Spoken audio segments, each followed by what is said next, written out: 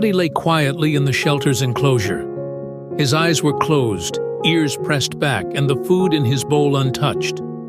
It was as if the dog had given up on life altogether. "Dr. Carter, what should we do with Buddy? He doesn't eat, doesn't walk, and doesn't even respond to his name. Do we really have to put him to sleep?" Emma, a volunteer at the Paws of Hope shelter, asked with worry in her voice. The elderly veterinarian removed her glasses and looked thoughtfully at the motionless dog. "No, Emma. There's no medical reason for euthanasia. Buddy is completely healthy except for his atrophied muscles. He's not aggressive, and his psyche is intact." "Then what's wrong with him?" "He's dying quietly," Emma added, her concern deepening. "This isn't the result of illness," Dr. Carter replied softly. "This is the outcome of betrayal, by those he loved, those he served faithfully his entire life." Emma sighed deeply. "So what should we do now? Just wait for him to fade away?" "Medicine is powerless here, Emma. Like people, animals need love and care. Only that can save Buddy." Emma and Dr. Carter walked away, leaving Buddy lying motionless, lost in his thoughts. Years earlier, Buddy's life had been much different. A young couple, John and Lisa, had welcomed Buddy as a puppy into their family. He was a gift for their son Liam's first birthday. The plan was simple. The puppy and the boy would grow up together, forging an unbreakable bond. And they did. The little German shepherd, named Buddy, quickly became Liam's best friend.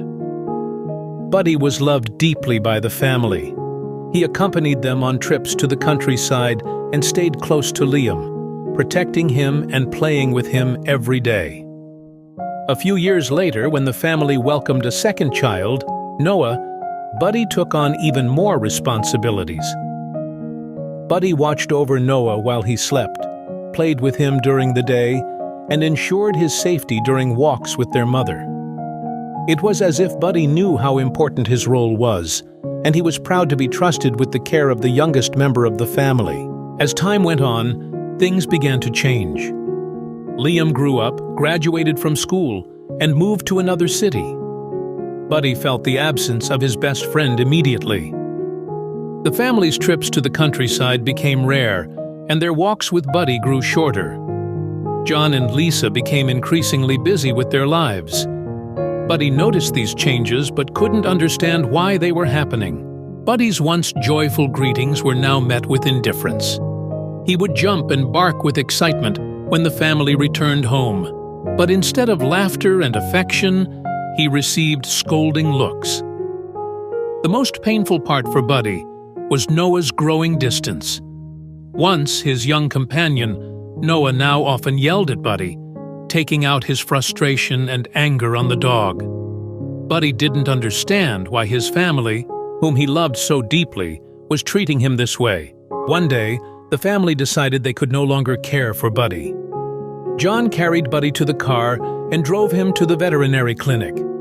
Buddy, sensing something was wrong, lay quietly in the back seat. At the clinic, John laid Buddy on the examination table. "This is Buddy," he told the veterinarian. "He'll be 18 in 6 months. He doesn't walk anymore and has started refusing to eat." Dr. Carter, the experienced veterinarian, examined Buddy and asked, "Is the dog sick? Where's his medical record?" John and Lisa exchanged awkward glances. "We don't know," Lisa admitted. "We haven't brought him in for a checkup in a while. We've been too busy. That's why we're here, for euthanasia." Dr. Carter frowned. Euthanasia is only performed for medical reasons, and Buddy has none. Despite Dr. Carter's protests, the family left the clinic without looking back. Buddy watched them go, tears silently rolling down his face. That day, Dr. Carter contacted the Paws of Hope shelter and arranged for Buddy to be taken in. When Buddy arrived at the shelter, he lay in the corner of his enclosure, refusing to eat or respond to anyone. The volunteers did everything they could to comfort him, but Buddy seemed lost in despair.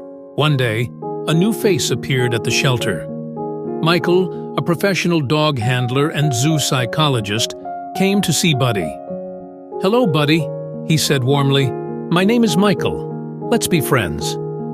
Buddy didn't react. He didn't even lift his head. But Michael wasn't discouraged. He gently picked Buddy up and took him to his home, where he began working on Buddy's rehabilitation. At first, Buddy showed no interest in Michael's efforts. But Michael didn't give up. Slowly, he encouraged Buddy to stand, to walk, and eventually, to trust again. One day, Michael took Buddy to a pool. The water brought back memories of happier times, swimming with Liam and Noah in the lake. Buddy's paws began to paddle, and his eyes lit up with a spark of life. From that day on, Buddy's recovery accelerated. He regained his strength, started eating regularly, and even began playing with other dogs in Michael's care. A year later, Buddy was a completely different dog. His once broken spirit had been replaced with a vibrant, joyful energy. Michael decided to keep Buddy permanently. They had formed a bond that couldn't be broken. "Come on, Buddy," Michael said one morning, holding a leash. "Let's go see who else needs our help today." Buddy barked happily, wagging his tail as they walked side by side. Buddy's story is a testament to the power of love and second chances. What do you think about his incredible journey? Share your thoughts in the comments below. And if this story touched your heart, don't forget to like this video and subscribe to our channel. Together, we can make a difference.